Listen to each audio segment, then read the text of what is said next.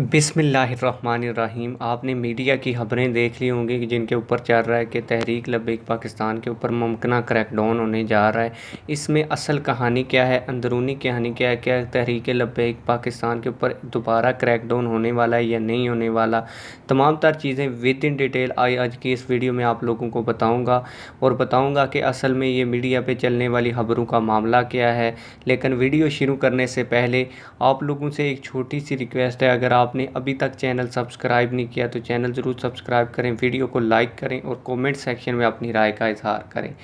तो आपने मीडिया की ये मैं खबरें ऊपर वीडियो के अंदर चला रहा हूँ, आप ख़ुद भी देख सकते हैं। ये एक टीवी चैनल है, लाहौर रिंग इसका नाम है। तो ये इसके ऊपर ये ख़बर शाया हुई है कि डाटा कलेक्ट किया जा रहा है। इसके अलावा ये भी लिखा हुआ है कि जो तहरीक की माली मावनत कर रहे हैं, दरअसल में ये हुकूमत की तरफ से एक कीचड़ बबकी है ताकि लोगों को ये बताया जाए कि इस तहरीक को फ़ंडिंग ना करें।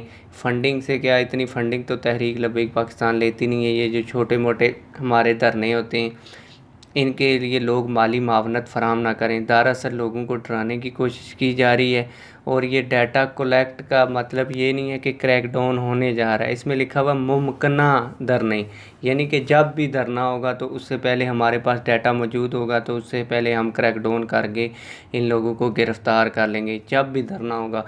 मुझसे बहुत ज़्यादा सवालात किए जा रहे हैं कि भाई तहरीक लब्बैक पाकिस्तान के मामलात कब सेट होंगे, साद हुसैन रिजवी साहब कब रिहा होंगे, कारकुनान कब रिहा होंगे, हुकूमत कब रिहा करेगी। तो आप लोगों को मैं बता दूं, इससे पहले जैसे ही साद हुसैन रिजवी साहब को गिरफ़्तार किया था, मैंने आप लोगों को उसी दिन बता दिया था कि जब तक FATF का इजलास नहीं हो जाता तब तक तहरीक लब्बैक पाकिस्तान के मामलात इसी तरह चलते रहेंगे। और हुकूमत का कोई इरादा नहीं है जब तक FATF का इजलास नहीं होता साद हुसैन रिजवी साहब को रिहा करने का।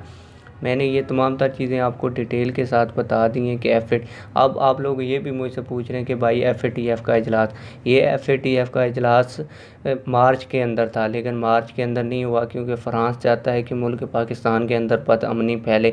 फिर उसको डिले किया गया और कहा गया कि ईद के दूसरे दिन FATF का इजलास होगा, लेकिन फिर उसको लेट किया गया। फिर बताया गया कि 2 जून को FATF का इजलास होगा, लेकिन 2 जून को भी FATF का इजलास नहीं हुआ।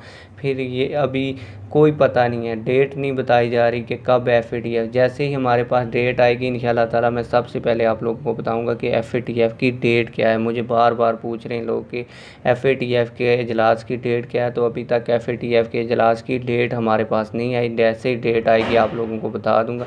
उम्मीद करता हूँ आप लोगों को ये वीडियो पसंद आई होगी। वीडियो पसंद आई है तो वीडियो को ज़रूर लाइक करें, चैनल को सब्सक्राइब करें। मिलते हैं किसी और वीडियो में। वस्सलाम।